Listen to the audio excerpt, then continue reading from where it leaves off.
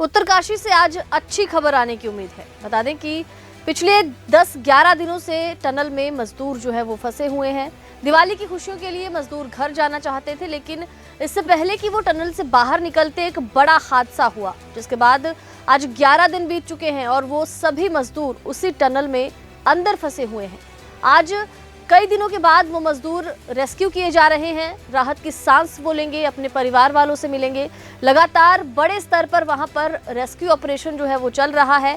उम्मीद ये जताई जा रही है कि आज मजदूरों को रेस्क्यू करके बाहर निकाल लिया जाएगा। आज वो बाहर की दुनिया देखेंगे। 10 से 11 दिन उनको बीत चुके हैं अंदर फंसे हुए, और राहत की बात यह है कि अब मजदूरों के साथ सीधा संपर्क साधा जा रहा है। देखिए, जब हादसा कोई हो और इतने दिनों तक किसी जगह पे मजदूर फंसे हो तो आशंका ये भी जताई जाती है, मृत्यु की भी संभावना जताई जाती है।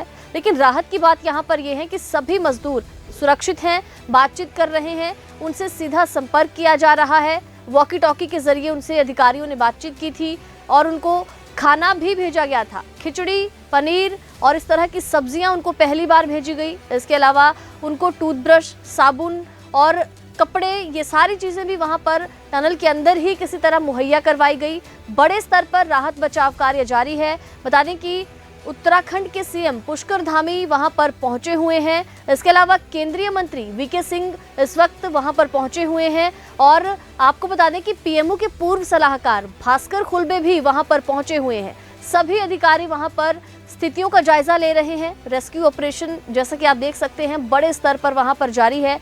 ड्रिलिंग वहां पर जारी है। रुड़की से एक विशेषज्ञों की खास टीम भी बुलवाई गई है, जो ये देखेगी कि ड्रिलिंग के दौरान कोई भी अगर खतरा है, वाइब्रेशन कितनी होती है, तो इन सारी टेक्निकल चीज़ों का ध्यान रखने के लिए रुड़की से खास एक विशेषज्ञों की टीम को वहां पर तैनात किया गया है।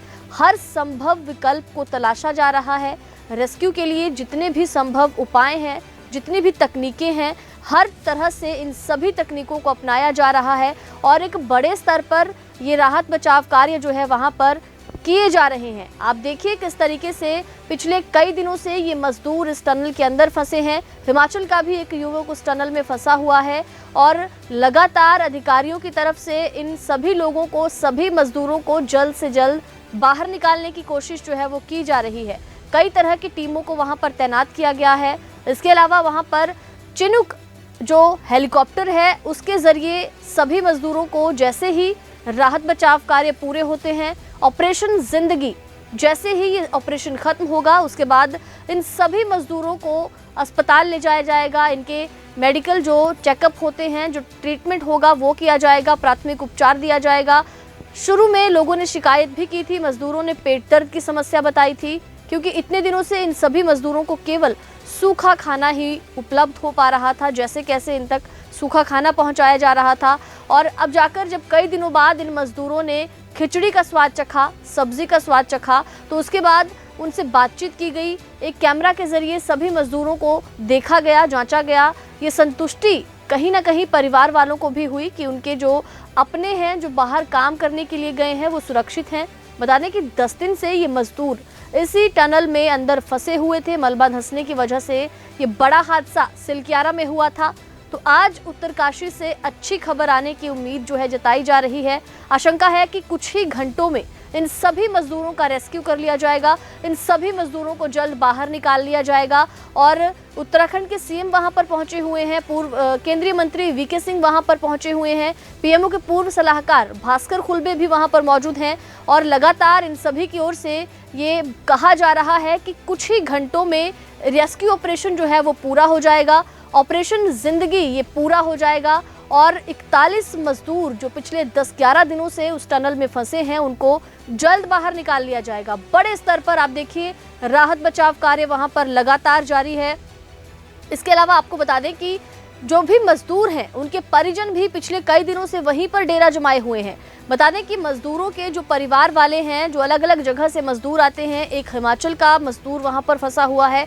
इसके अलावा कई अन्य राज्यों के मजदूर भी उस टनल में फंसे हैं। पहले तो 40 की संख्या बताई जा रही थी, लेकिन उसके बाद ये आंकड़ा 41 हुआ। बाद में जाकर पता चला कि 40 नहीं, 41 मजदूर इस टनल के अंदर फंसे हुए हैं, हादसाग्रस्त टनल के अंदर फंसे हुए हैं।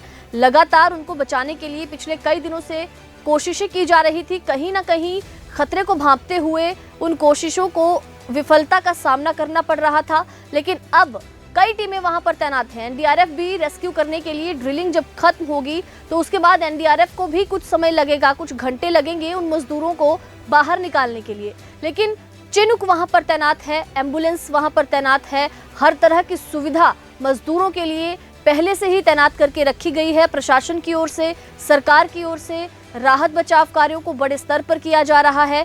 चिनुक हेलीकॉप्टर जो है सुरंग के बाहर तैनात है, एम्बुलेंसें वहां पर तैनात हैं, हर तरह की सुविधा उन मजदूरों को उपलब्ध करवाई जाएगी।